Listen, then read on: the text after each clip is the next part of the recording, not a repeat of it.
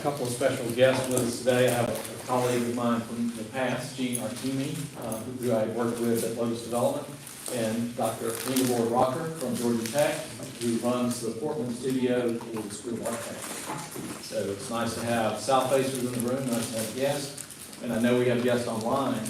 I get the distinct pleasure today of introducing a very good friend and a leader. Daniel Blackman is the EPA Region 4, the Southeast Region 4 Administrator, and he was appointed by President Biden and serves at the will of the President and works with the team at EPA. One of the areas we're very concerned about and interested in is grants. He's going to talk a little bit about that. I was just voluntold to talk about this. Oh, yeah. Talk about things like WOTUS or PFAS, a lot of things that are very interesting. The only request we have of the Leadership Speaker Series is that they save time. They can talk on any topic that they choose. They can be provocative. They can be out there. They can be aspirational. They can be scientific, whatever they want to do. But the only thing we ask is that they save time for questions and discussion. So I hope that you'll jot down some questions, and that at the end, Tricia will direct us on where to speak, so that the microphone can pick it up for our guests, and the recording of this will be posted on our channels. So I'm not going to give a lengthy introduction because I would rather Daniel have that time to talk, but it's a pleasure to have you here today with us at Southface, and the floor is yours. Thank you. Take it away. Let's give James a hand of applause. I've been remiss, and I mentioned this earlier, a very important person is watching. My mom is watching on YouTube. So if you see me, Mom, thank you for checking in. So I did, it's one thing to speak in front of a group and an audience of folks that some of which you haven't met, some I'm very intimate, have known you for a while, but I think it's just important to be in rooms where we can have these conversations, where we can bring people together and talk about some of the complexities that exist in our world and some of those challenges. And I want to open up with why this room is important. One of my favorite basketball players growing up was Kobe Bryant. So I'm going to give a Kobe example. He, tore his Achilles and had what was considered a season-ending, career-ending injury at 35 years old. And when I think of a torn Achilles, being a former athlete, I ran track for several years, I think of the climate crisis. I think of this being our Achilles moment within our generation.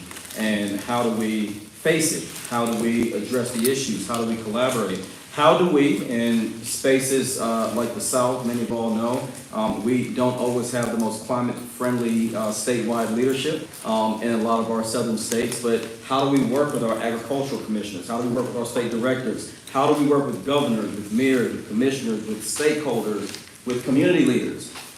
Because as you all can imagine, we can't please everyone. As James, who I adore and appreciate, I've known him for a while and have directly and indirectly sought his guidance and counsel on many issues prior to and even during my time here. I think it's important.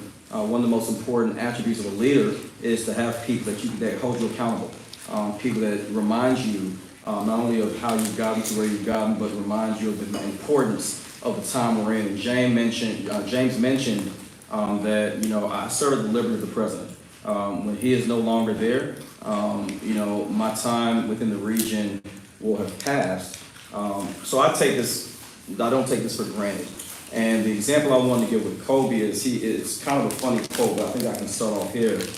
He said, if you see me in a fight with a beer, pray for the beer, right? So in other words, we know this climate crisis is massive. It in many aspects seems unachievable. Environmental justice issues, when you think back, my entry point into environment was Hurricane Katrina. I went to school for international business and finance. No one ever told me about emergency management response mitigation. No one ever told me about the Army Corps of Engineers. My father served as a United States Army Ranger the majority of his career, so I grew up in a military family. My father-in-law retired from the Pentagon. As I told my sister from St. Croix, my family's from Barbados, so my family got here by way of my grandfather's service in the United Nations as a diplomat. And so fast forward to me sitting in this seat, I do not take it lightly to know that this room represents leadership and mindsets and institutions in places like Georgia Tech that have helped to transform our society, to transform our state, transform our democracy, and transform our world. And I think that the role that EPA plays in attaining these goals is very critical. But the two things that I want to start off with is, number one, we can't do it without an intergenerational approach to what that will look like. There's a sustainability goal that says we are well able to meet the needs of the present without compromising the ability of future generations to meet their own. In other words, how do we build something today that will last and be stronger tomorrow? Laura Seidel, who I'm sure the Turner family is very good friends of Southface and of this city, there's a Native American proverb, when you think of Region 4, I want you all to understand we have 8 states, over 70 million people. 56% of the HBCUs, historically black colleges, are in Region 4. We also have 25% of the ports are in this region. So we are very significant in the role that we play and the commitments that we have. So when you think about that, we also have 6 federally recognized tribes. And I think it's always important for us to recognize the indigenous communities that exist, because too often we have conversations about communities and organizations. We look at poverty, we look at race, we look at various factors that have an impact as it relates to environmental justice and other issues. Rarely do we remember and talk about our Native American communities. So I want to give you all a Native American quote that I think is very relevant for the region and for this day. It says, we do not inherit the planet from our ancestors, we borrow it from our children. So when I think of this intergenerational approach, whether you're in philanthropy, you're in government, you're an entrepreneur, you're in the nonprofit space, we have to commit ourselves to making sure that there's a seat at the table for young people. And I don't just mean college-age students to check a box. Diversity, equity, and inclusion is a critical aspect of the Biden-Harris administration, of the leadership of Administrator Michael Regan, who's my boss. But, he being the first black male to run the Environmental Protection Agency, and me being the first black male regional administrator, we don't check the box, right? I don't think it's fair for us to say we're going to check the box on diversity and inclusion and equity by speaking at Clark, Morehouse, Spelman, or Florida A&M. I think the commitment shows in how you measure our progress, how you measure our success, how you measure our hiring. And even though it's important and critical for us to talk about environmental issues, what's more critical is the infrastructure we put in place, the human infrastructure we put in place in building that. What types of representation is in the room, and what type of representation do you have that can help you to move and go into the future? So I'm very privileged and I'm very honored for us to be able to be a part of this conversation. But I want to really, just take a step back and talk about why this is what we consider the golden era at EPA and for many federal agencies. Because we have a ton of money, and we have to spend that money. And I was joking with James earlier saying that, I wasn't around for the New Deal, right? But this is my generation's New Deal. When you think of what the New Deal meant for the United States, and you think of what the bipartisan infrastructure law, which is a $1.2 trillion investment from the bipartisan infrastructure law, that makes a tremendous and significant impact on America's roads, our bridges, expanding wireless broadband to rural areas, making sure that we have full access, looking at the intersections between the climate crisis and public health. It's very exciting when you see Rivians and you see Teslas driving up and down the streets and charging stations popping up at grocery stores. But when you have a broken public transportation system and housing that unfortunately does not afford the opportunity across the board for many people in rural areas, in cities and counties and states that don't have that same access, then we understand that it's important for us to be able to be where we are. But what's more critical is that people have access. And I think one of the things that's most critical and important about this administration is we don't want to measure ourselves by the amount of money we were able to spend and get out. We want to measure ourselves by how well were we able to protect tree canopies in cities. How committed were we to the water crisis in Jackson, Mississippi? How committed are we to Lowndes County, Alabama, where many individuals in Lowndes County are dealing with sanitation equity because they don't have access to centralized water systems and infrastructure? So how do we as an agency work with states like Alabama and Mississippi to help to rebuild critical infrastructure that has a tremendous impact on the lives of so many families? And when you look at cities where income inequality and various issues have caused challenges substantially, I think what's most important is for us to recognize the fact that we're living in a time where, unfortunately, while our children should be inheriting opportunities for education, access, information, entrepreneurship, prosperity, they're inheriting poverty. Being in the bedrock of the civil rights movement, Dr. King and Bobby Kennedy died 61 days apart. Dr. King was in Memphis, and he was in Memphis focusing on and fighting for the Poor People's Campaign and sanitation workers. And Bobby Kennedy was assassinated as he returned from Appalachia and other areas that were dealing with overwhelming and high volumes of poverty. Why do I say that? Because when we think of the historic investments from this Biden-Harris administration, looking at access to solar, access to clean air and clean water, when you see the rates of asthma across the country amongst young children, specifically in poor areas and in Black and brown communities overwhelmingly, we have a tremendous challenge with how we're going to deal with that. That's why I'm very proud of the leadership of my boss, Administrator Michael Regan, who created the EPA's first ever Office of Environmental Justice and External Civil Rights, because we see the intersectionality between making sure that environmental justice and civil rights plays a critical and a parallel role in how we're going to address the issues that face our nation and that face our state. And that's significant and important because too often, and I know for me, if you asked me 20 years ago to ask me what does EPA, DOE, DOT, USDA, Army Corps, like what do they mean, what do they stand for? Like many people in our communities, they don't even know we exist. Most facilities don't even know, especially in our schools, of the threat of radon in schools and the threats of other areas that challenge our ability to breathe. And so when I think of facilities like Southface, and again, I don't mean to put James on the spot, but I've watched this gentleman very closely over the last several years, and to see rooms like this where I may not know you, but when I see the caliber of the people that are in this room, it's very critical for us to understand that we're stakeholders. While I have a title of being a regional administrator, and I'm very proud of that, I'm only as strong and as successful as the people in the rooms that I'm able to commit myself to in the communities that we are able to serve. And I think it's important to know that because when you think, for example, of our clean school bus program, that's a historic investment. You look at Dougherty County. How many of you all are from Georgia? Just raise your hand. I'm from Dougherty. Oh, look at that. See? Spot on. Dougherty County at one point, all right, 159 counties in Georgia. Dougherty County, Albany, Georgia, at one point had the 4th highest concentration of COVID in the world. Not in the country, in the world. When you look at the poverty in areas like that, and you look at the challenges of pre-existing respiratory illnesses amongst people of color predominantly, not solely, but predominantly, then you understand why we can't have a conversation about environmental issues without talking about public health. We can't have a conversation about a circular economy or about a clean energy transition without talking about public transportation for men and women that unfortunately have been left out of that conversation. And so when I think of the Clean School Bus Program, for example, and the fact that we have 159 counties in Georgia, 181 school districts, 141 of the 181 school districts in the state of Georgia have student populations of 25% or higher that are living at or below the poverty level. Let me say that again. 181 school districts in the state of Georgia, 141 of the 181 districts have populations of 25% or higher of students that are living at or below the poverty line.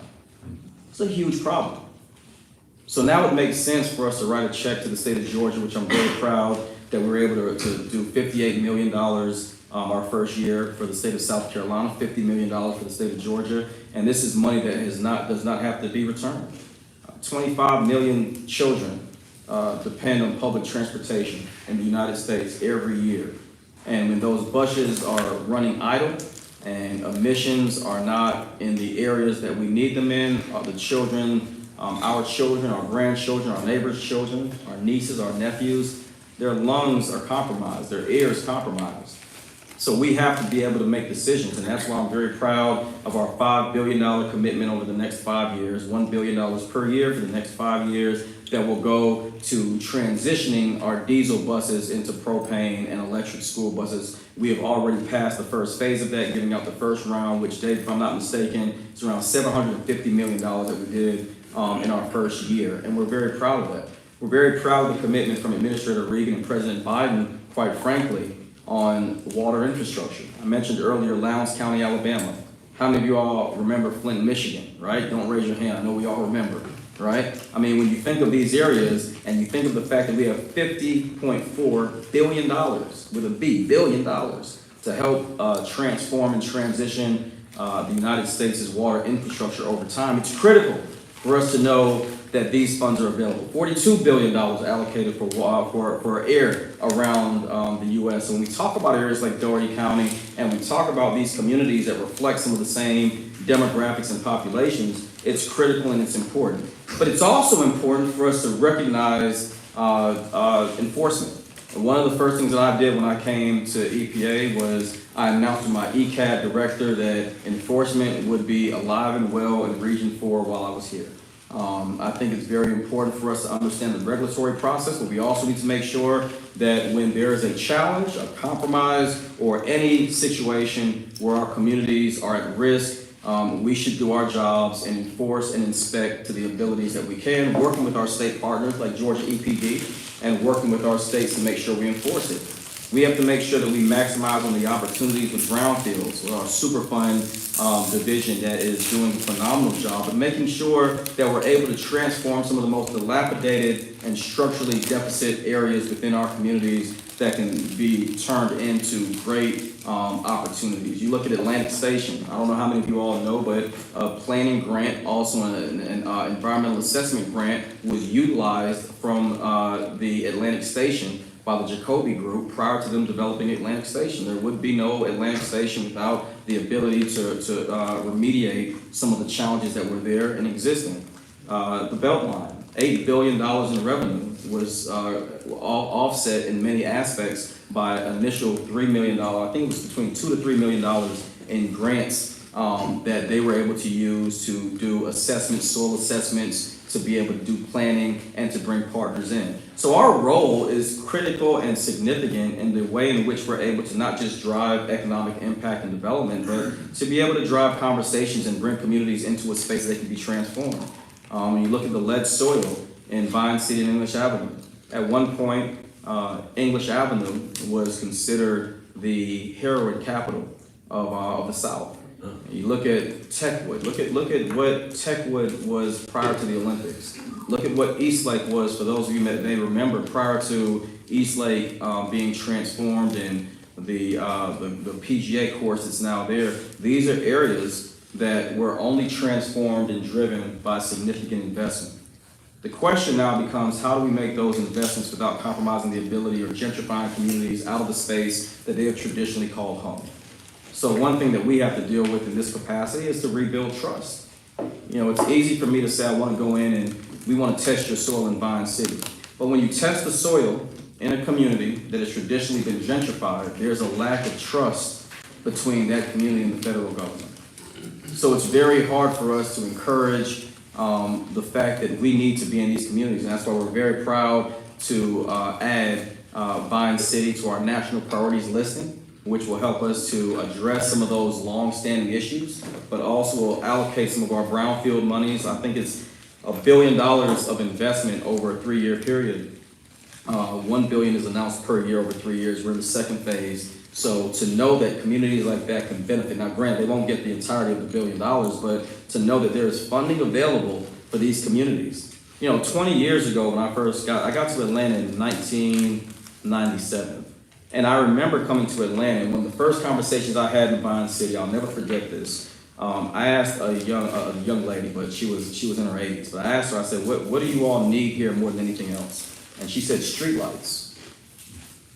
Streetlights, that was it. And I'm thinking in my head, I'm looking around, seeing the crime, I'm seeing the trash, and she said, she needs streetlights. Because when our kids ride their bikes and our daughters walk at night, we need them to feel safe. Then she said to me, you know, and sidewalks would be good too, because my kids got to ride down the street and people treat our streets like it was an interstate.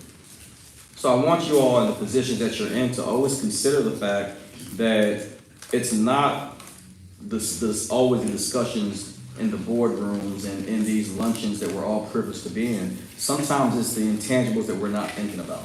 Sometimes it's the fact that our kids live next to a park, but that community doesn't have one. I visited the park 2 months, maybe 4 months ago. And when I visited the park, I was excited, and we did the ribbon cutting, and they said, thank you, EPA, for giving us some of the funding for it, and we appreciate it. And I'm like, man, this is great. And they said, yeah, it's the first park in 50 years. I can't imagine, as a child of a service member of the armed forces, where I was always outside. I used to be in the woods till it got dark.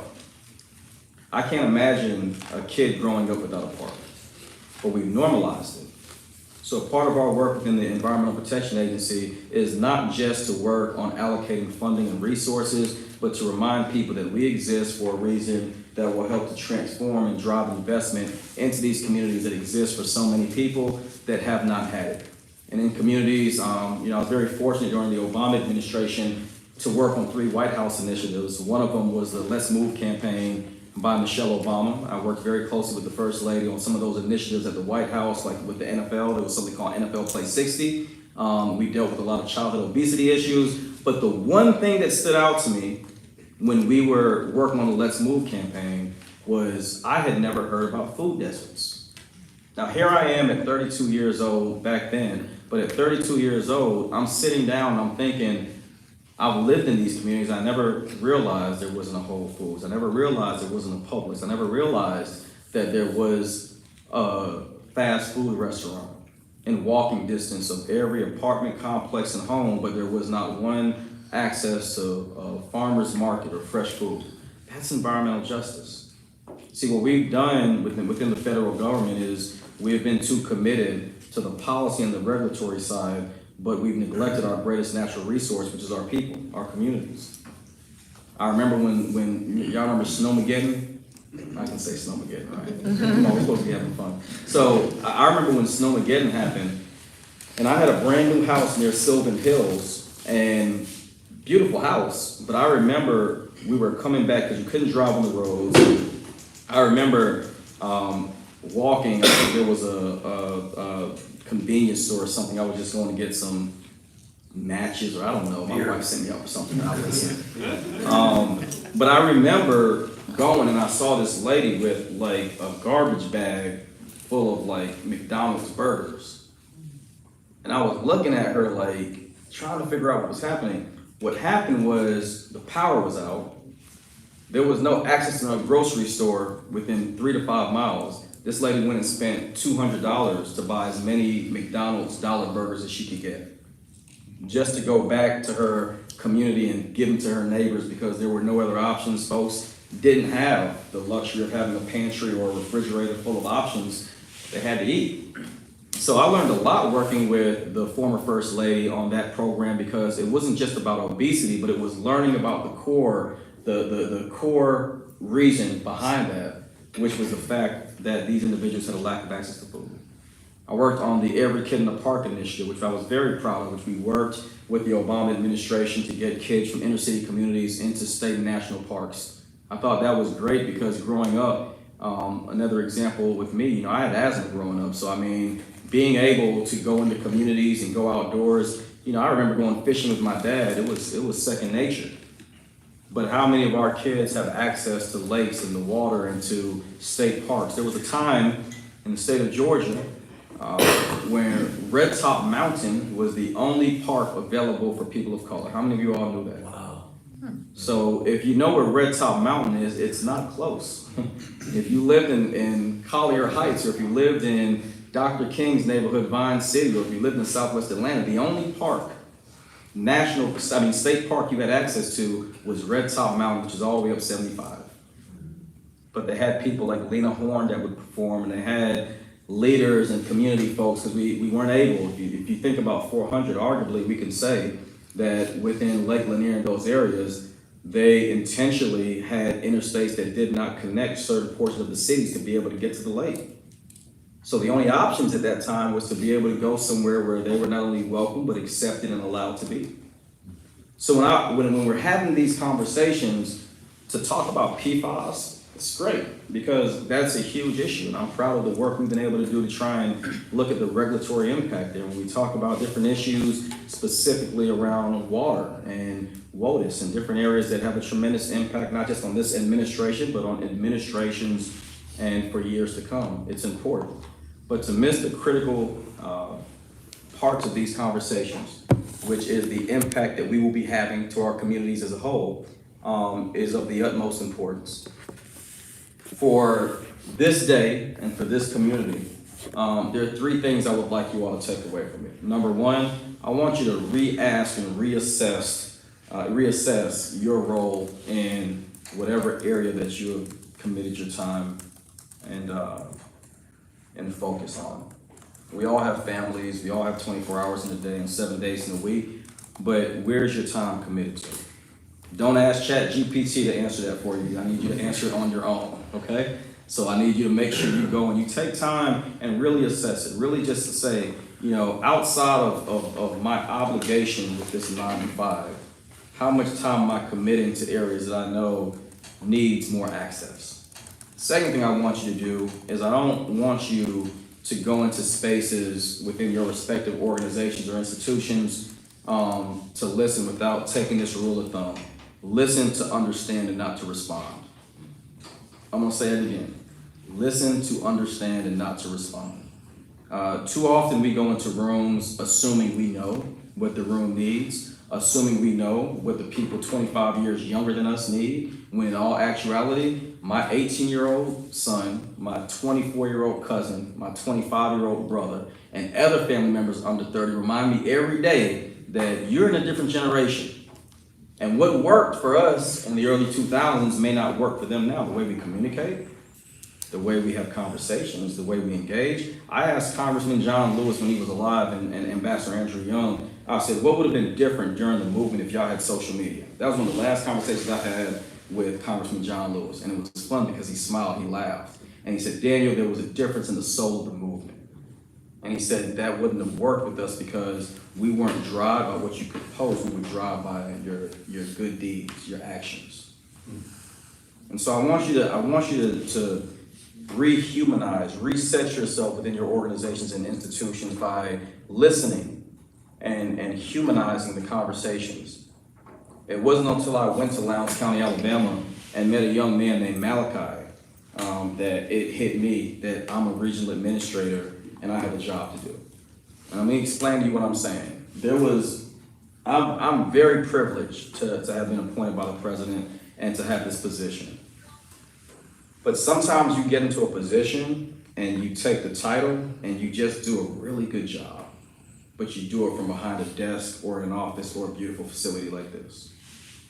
But when I went to Lowndes County, Alabama, and I smelled the sewage and the waste that they had to live with every day, when I met this young man named Malachi who was playing outside with rain boots because the sanitation, when it floods, the waste, because they don't have centralized system, they literally are rigging their homes with pipes that can go into their backyards, and when it floods, the kids are still playing in the yards that are soiled by the sewage. So Malachi wasn't playing in rain boots because he was just being a weird kid. He was playing because of the risk of parasitic infection that's in that part of Alabama. Kids that are picking up their soccer balls and their footballs after a night of flooding that set in soiled sewage. So these are the things that remind me every day about how critical it is, and that's why I'm giving you all this to do. It's time for us to return back to the environment. It's easy for us to say, get the kids off of the PlayStation, get them back in the woods. Look, those days, the woods in many aspects don't exist the way it did for a lot of us growing up. So we have to rethink what that means to reconnect and re-engage communities. And be quite frankly and be honest with you, that's where Dave and I, Dave, raise your hands. I keep saying Dave. This is Dave in the back. He's my special assistant. But that's where we are as a society. Because we ask ourselves every day, how can we be better with community engagement? How can we be better with getting community impact? How can we go into a community in a room talking about ethylene oxide and sterilization and worker protection, all these different areas? How can we go into these rooms and not get yelled out of the church or not get chased out of the neighborhood, right? I mean, like, these are real questions. Like, you guys might see this, but you don't see the meetings we have when they have to call law enforcement in case something happens. I mean, that's the world we live in. People have meeting fatigue. Like, people are tired. I mean, it's like, I hear you about $5 billion for this, $50 million for this, $20 million for that, but my neighborhood looks the same, and my lungs still don't work. Administrator Regan recently visited Region 6, and there were 4 family members. And I'm not gonna say who they were, but all I knew was that I think, and forgive me if I got the gender off, but the grandmother, the mother, the aunt, and the daughter all had cancer. All of them had cancer. Many of us that may not be from New Orleans or the Gulf Coast or those areas don't know about the impact on the petrochemical industry over years, right? So a lot of us can't fathom how this can happen for families over a period of time. Many of us may or may not be aware of areas like Juliet, Georgia, where there may be coal ash issues. We've dealt with so much, but there's only so much an administration can do, which leads to my third point. Find your role and your commitment. Look, I get it. We're going to be accountable. When you are an elected official or when you represent an administration, there are going to be days where, quite frankly, you're here, you need to fix it. But I want the leaders in this room that I'm speaking to be less apt to point a finger at who's not doing the job and more apt to take personal accountability on how you can help us do a better job. I mean, we catch it every day. I mean, I gotta go to Mississippi and Alabama and South Carolina and convince folks to take grants for climate pollution. The mere fact that I have climate and anything attached with money is a challenge within itself. And I'm not speaking any ill will to these communities because they quite frankly, they fundamentally think different on the urgency of climate and on the impact and the sources of which those things can be measured upon, which is where we like to follow the science and say, here are the areas that we have to have a more direct impact. But that being said, I need you all to understand, I go into some areas where we quite frankly are welcome with open arms, and I go into some meetings where we look at our watches trying to figure out, what time is it? Because we already know that we are living in a very, different society where people's political ideologies move them sometimes at the most extreme of levels, and we have to be very safe and considerate about how we go into communities, especially when you're going into a community and you're speaking, for example, I think we were I won't say the area, but we were in a portion of Tennessee, and we had to go give a meeting on ethylene oxide and contamination. And ladies and gentlemen, the biggest source of employment, unfortunately, was one of the biggest contributors to what we were making our rule and our guideline about. So when you go into an area, you talk to people about their children, and you talk to them about, their families, but then you say, oh, by the way, this job that they depend on to keep their lights on and keep food on the table may be the source of it. That's a very difficult conversation to have. So I want you all to take all those things into consideration. I want you all to take what it really means to be a leader. I didn't want to come here and talk about all of our programs and our grants and this, that, and the third. I'll end on grants because of my good friend's nudge to make sure that we can commit to it. But look, the grant process can be better. Let me just start off there because I think accountability is important. There are hurdles and at times mountains that you have to hurdle over to be able to be in alignment. I think, Dave, you said earlier we got 58% of our grants that were applied to went through, and that was a record, right? Yeah, brownfields. On the brownfield side, 58% of our applications were accepted, and that was a record. So you all can only imagine how challenging it is when you have to write those very complicated grants. Here are the 3 things that I'll say about where we are. Number 1, public hearings are at an all-time high. I have been in high-level meetings with the White House as well as with the administrator and headquarters on what are we hearing from the public. As a matter of fact, Administrator Michael Regan started off his service with a journey to justice because we wanted to go into the communities most impacted, and we wanted to say, hey, what can we be doing better? And again, those conversations aren't always comfortable because people are still going to have their doubts. So I want you all to really think in that capacity. So again, being engaged and being there, but like when you think about the grant making process, being able to be aware, the public comment section is absolutely a critical tool for us. The second thing that's important on this process, we'll be making an announcement pretty soon about technical assistance centers. And I can't go too far into it, but I think you'll all be really excited to know that we're doing more, but we can be doing more. Okay, I know that's not grammatically correct, but you get what I'm trying to say. We got a lot of work to do, guys, but no one's ever told a baby that its first 3 steps before it fell that it wasn't enough. And that's how I want you all to think about it. It's not an excuse. We may only have taken 8 steps, and you may think we need to take 100 steps, but we took 8 steps in the right direction.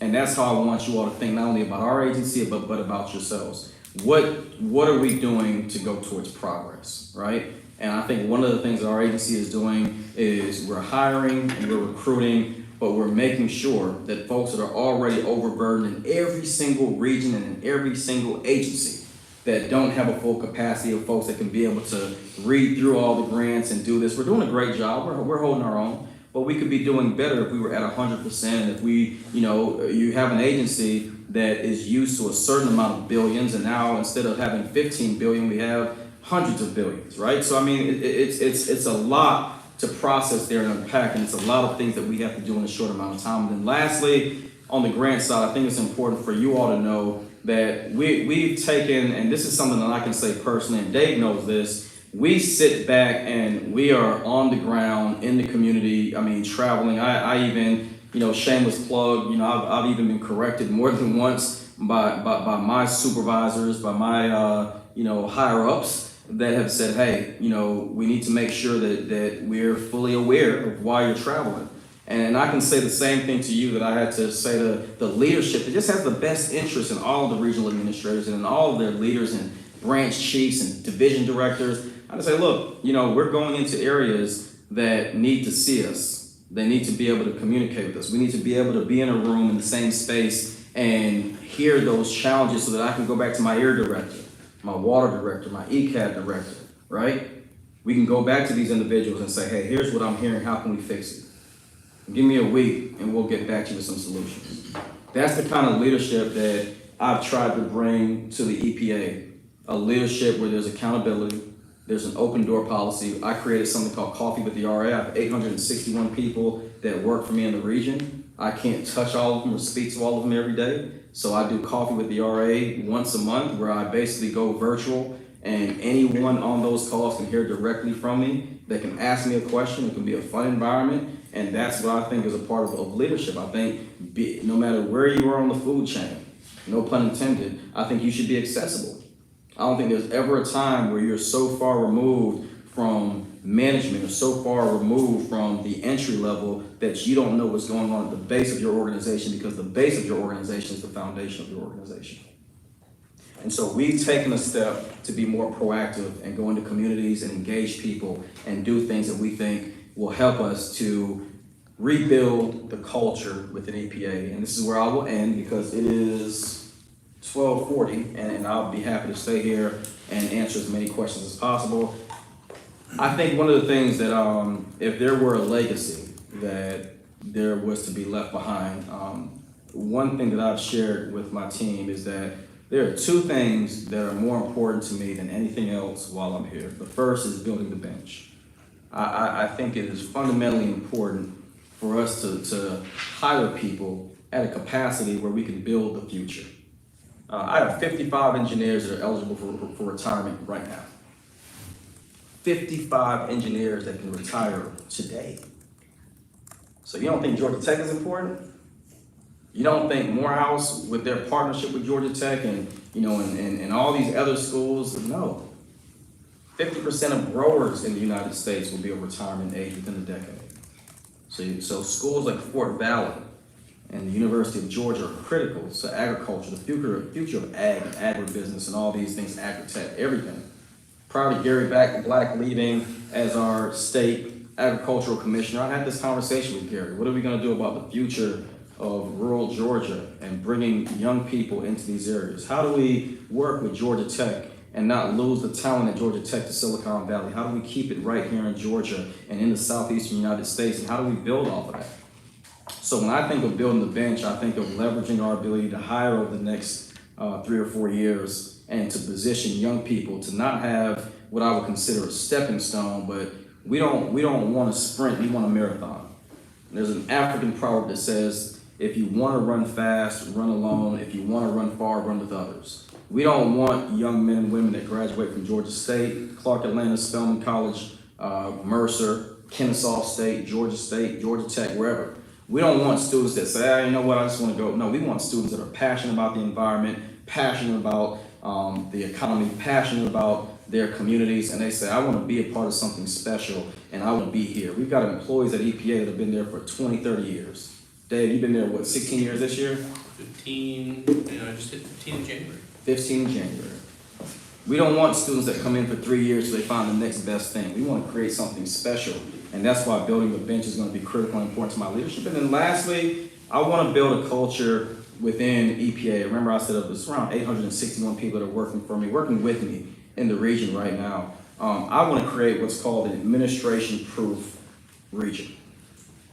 I want a region where we build a culture of a commitment to progress in our environment, around clean energy, around just energy transition, around environmental justice, civil rights, the commitment to expanding opportunities to rural parts of our state and to our country. I want to build something so embedded within our agency that regardless of who occupies the Oval Office, it operates at a capacity where we can measure our success not based on the amount of money or grants we give out, but based and measured on the amount of progress, work, and transformation we can create on individuals, families, and organizations that quite frankly have not been at the table even on the menu.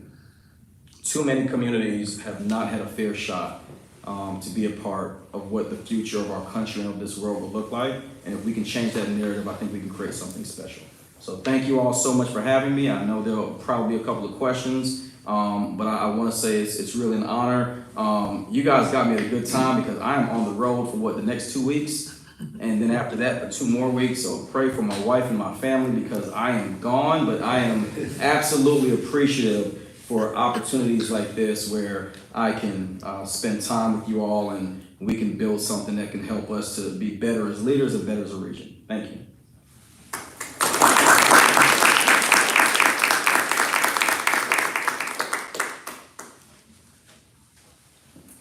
Your hand went up slow, so let me see what kind of questions she's gonna give me. Go ahead, I'm being sarcastic.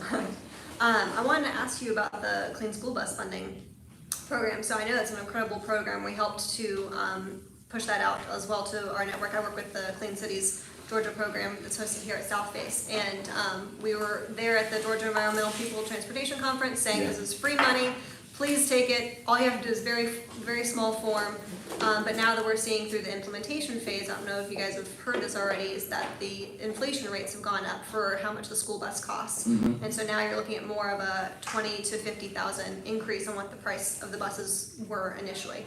Has there been any discussion around how to help mitigate that, especially for so many of the low-income schools that apply? There's several ways. Number one, this is not something that we're requiring schools to pay back on those costs. And so for you all that may not know, we're doing up to 25 school buses per school district.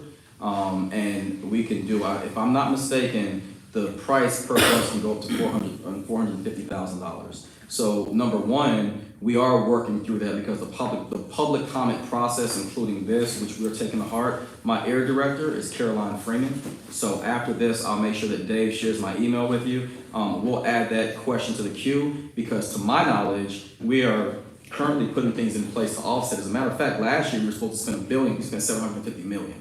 So we don't lose the money, we gotta spend it, but we're looking at ways to leverage those costs and make it more accessible and easier because we have those high priority school districts and those areas that are legacy pollution communities that we really need to make sure we focus on. And to be honest with you, we've done a really good job in Region 4 with addressing those issues, but there are certain things we have to do. As a matter of fact, last year, we made 2 mistakes. Number one, we announced the deadline way too close to the deadline, right? But then we didn't recognize that a lot of these districts didn't have SAM's numbers. So even if they applied, they couldn't actually receive the funding because they weren't registered as an entity to take on federal funding, right? So we've since worked to fix a lot of those issues. We're not, I'd say probably within the next couple of months, I think we're gonna be in a good place as far as like making sure we make more folks aware because we're getting a lot of excitement around it, but we are looking at the hurdles and barriers, and that's something I'll take to my air director, and I'll find out if there's something specific. I know nothing has really changed as far as our commitment, but we are looking at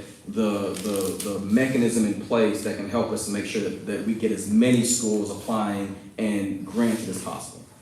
Okay, thank you. And tell me your name again? Sumner. Thank you, Sumner. Yes, sir. Coal ash ponds, coal ash cleanup. I think you know Georgia Power Right has a long-term 40-year plan to do the coal ash cleanup. It's an expensive price tag, around $10 billion. Part of that plan includes leaving some coal ash ponds sitting where they are in groundwater. And there's been some debate about whether or not that ultimately will legally comply with EPA's wishes. Do you have any insight? Do you think that state EPDs will begin asking utilities that they regulate to revisit their coal ash ponds if coal ash is being left in groundwater? He asked me a question that like you dance with somebody with 2 left feet, right? Because I mean, it's complicated. What I can say, and I have to be upfront, certain questions I'm recused from because of my pre-existing relationship, some of you all may know. However, I am pleasantly surprised with the questions we are getting from our state directors and from some of the utility executives. I can honestly say to you that there have been more conversations that have been back-channeled that you may not be reading about, where there are some states specifically and some individuals that, quite frankly, we didn't think were allies that are now trying to figure out what adjustments can we make, right? The short answer is I think we're going in a direction where it's almost inevitable, but how many folks want to be able to really like look at playing ball in a sense?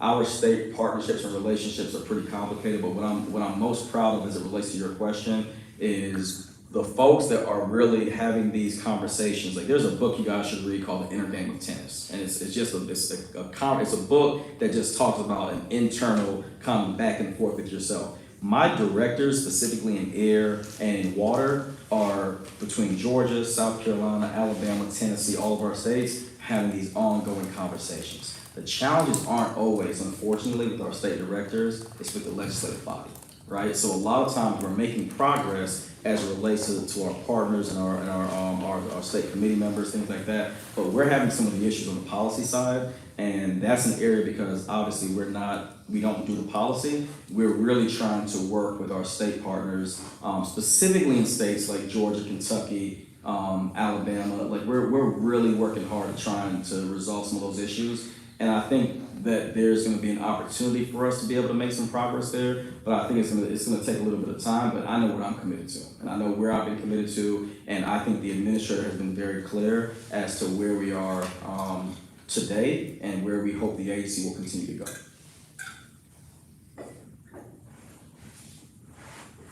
Question? Yes, ma'am. Trisha here. So I've heard from some of our partners, I'm thinking like Dr. Marilyn Brown from Georgia Tech, things like that, that there's been some talk around landfills and the possibility to capture the methane from them to use for power in the surrounding neighborhoods and to reduce the emissions at the same time. Do y'all get involved in that work at all?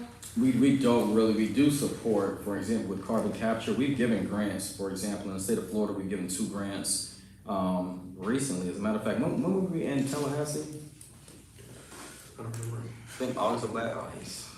Like You you wouldn't wouldn't get there. back on that one. But I think it was August of last year, and we actually gave a grant for $2 million that was with a farm that was doing some carbon capture technology. So that's a slippery slope only because we don't endorse processes and or corporations and businesses, but 2, the data and the process, we really need to be able to validate, is this something viable? And especially when you think of landfills, I mean, you look at areas like Gainesville right now, Gainesville, Georgia, where that community has overwhelmingly been hit with challenges, and I don't think that we've always used the technology and the advancements and the innovation to our advantage to be able to look at how we can transform those communities. So I hate to say it like this, but I don't think we are engaged enough at that level. I think our focus over the last couple of months and over the last couple of years with the administration has been focused on more of the infrastructure side, and with brownfields, we're really looking at the transformative process. I think there needs to be more guidelines made because, for me, I'd like to see us bring stakeholders together in a room so there's no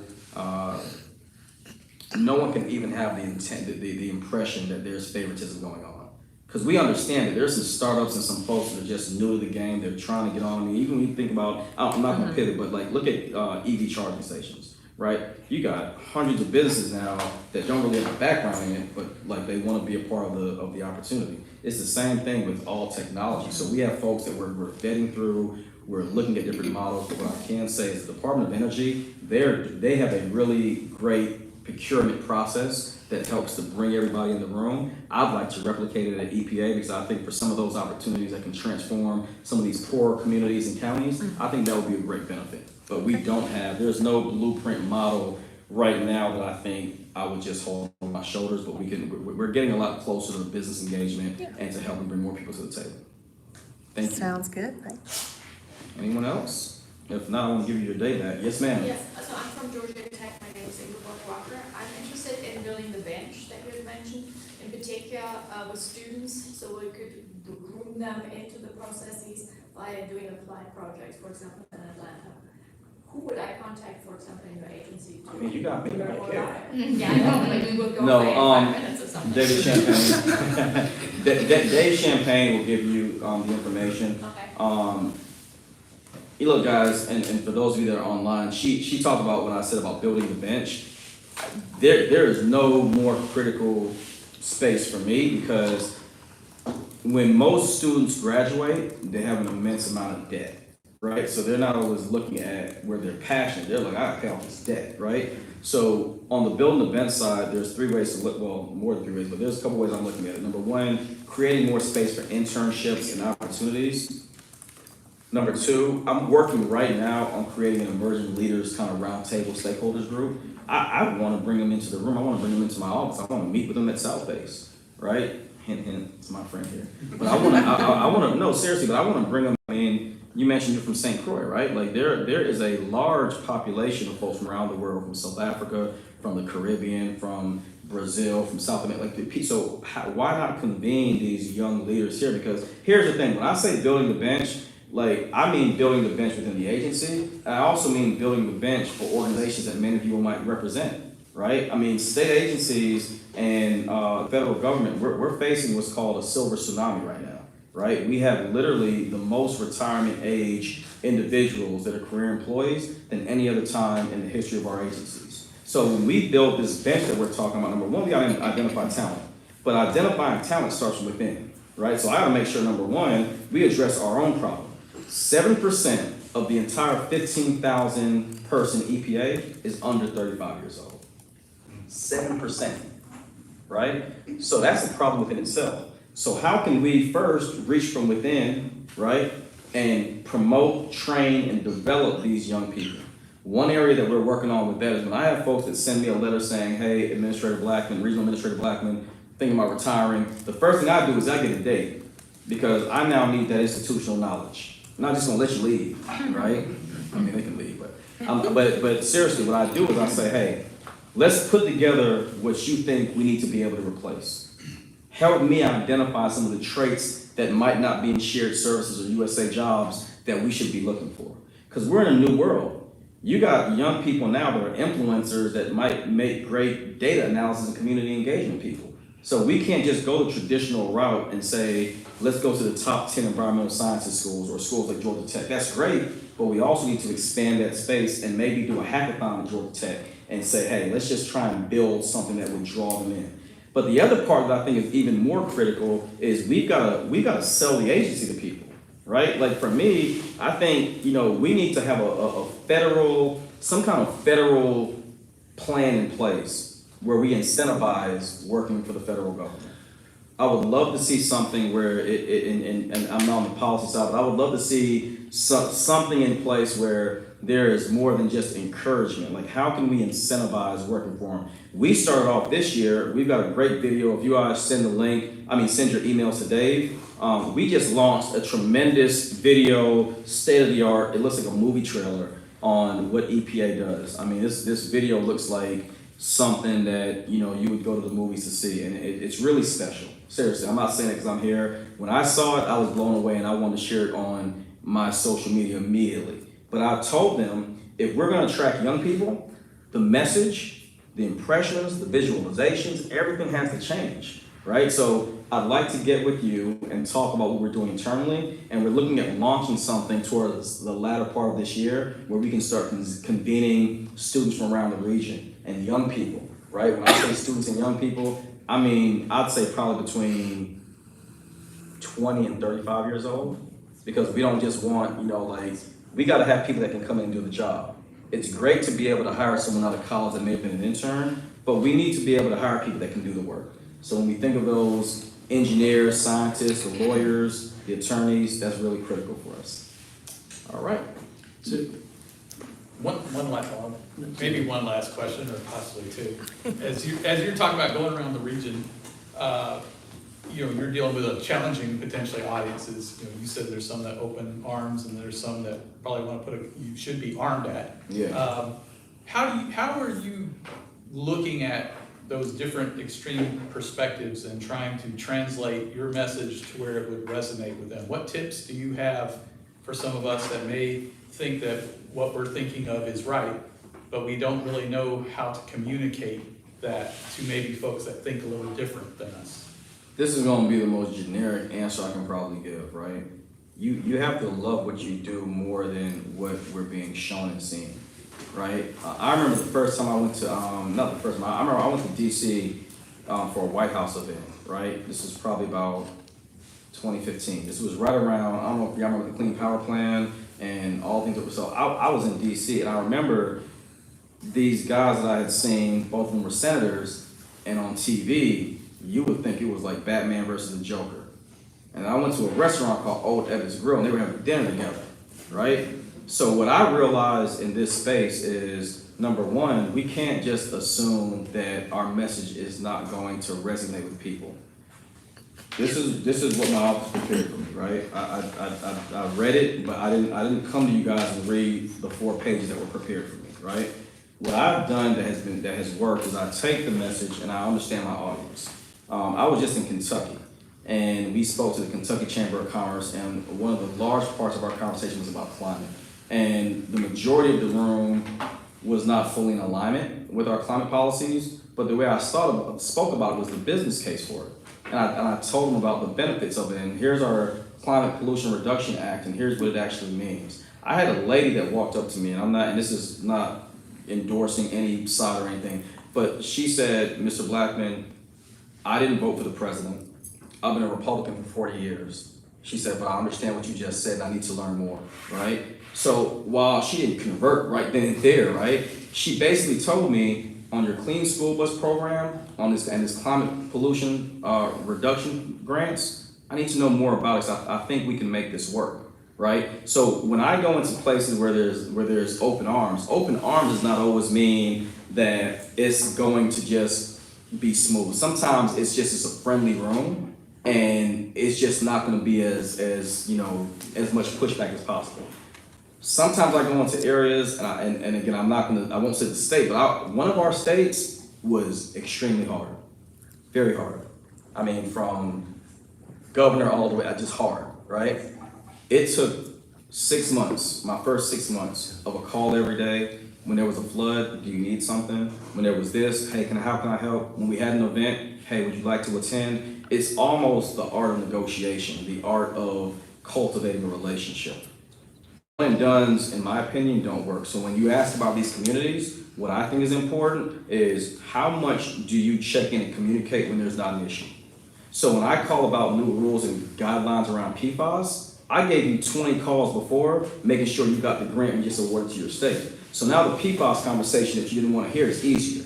Now the guidelines on ethylene oxide are easier. So I think cultivation is critical, because the more you familiarize yourself with someone and make it out to be, this is a professional relationship, the easier it is for there to be a level of respect and professionalism that will carry on to the even harder conversations. And what I do, and I think what we've done a really good job of, is I inherited a great region in Region 4. Our directors and our offices have an ongoing relationship with the states. So when Florida gets hit with a storm and we have to work with FEMA on emergency management response, Even though they might not be in fully agreement with the administration, we go right into Florida and our relationships are like clockwork. Why? Because they want recovery, they want restoration, they want that impact. And Florida gets $270 million per year for the next 5 years from us for water infrastructure. They're taking the money.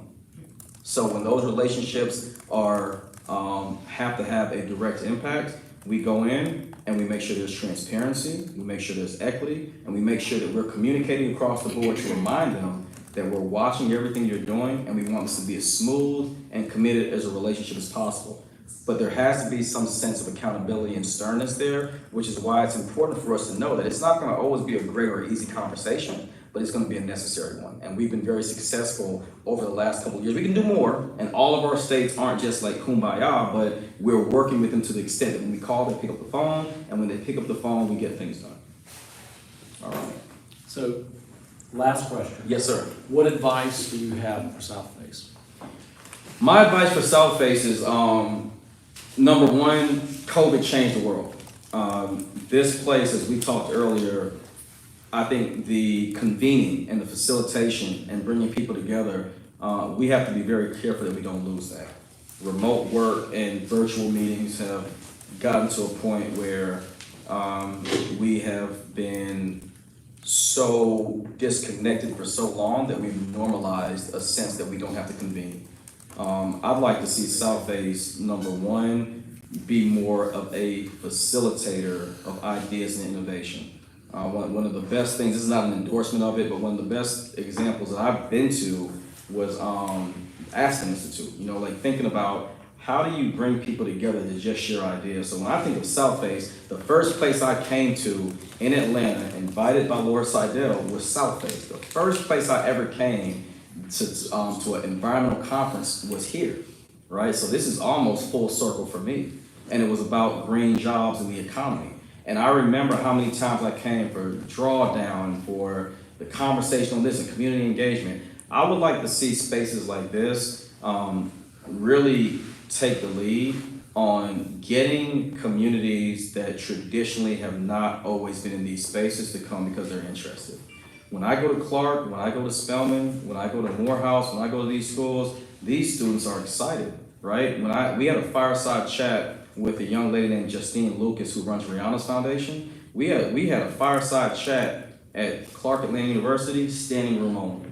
When we talked about the jobs, we had a career fair at HBCUs, standing room only, lines. When we were in San Juan, Puerto Rico, talking about jobs and diversifying with our Latin American community, standing room, lines. I think we need to be able to transition from those meetings to conversations. I would like to see those people that show up for our fireside chat know that Southface exists. I like to see those people that come to our job and career fairs come here and learn about LEED certifiability, because there are architects at all these schools. But if they don't know about how do I get involved and engaged, what opened the door for me really quickly, Hurricane Katrina happened. One of my friends was the national chairman for the National Wildlife Federation. He started inviting me to come to meetings, right? He assumed initially I wouldn't be interested, but from there, I ended up being on the Conservation Voters Board. Then I ended up being a part of a group that was invited to the Vatican ahead of the Paris Accords. If it weren't for Atlanta, if it weren't for Southface, if it weren't for organizations that exposed this stuff to me early, I don't know that I would be here today. So I think for you all to continue to open your doors, whether there's 5 people or 50 people, because you never know who those 5 people are. And if you get the right people into the room, they'll bring their friends, hence building the bench. You don't build a bench by great ideas and vision. You build it by bringing like-minded people into a room that don't know the person next to them and forge that relationship. So if I bring somebody in from Georgia Tech that never met the kid from Spelman, that never worked with the engineer from here, like there was a guy, York Ingles, that was just at Georgia Tech. I love this guy. He's an architect around the world. If I had exposure and access to someone like that in a facility like this, it would have opened my mind to so many opportunities. And I think the history of this place is great, but I think what needs to happen next is making sure people know it still exists and doing things outside of the box that will pique their interest. So thank you all so much. It's been an honor. I appreciate it, and I thank you so much for your time.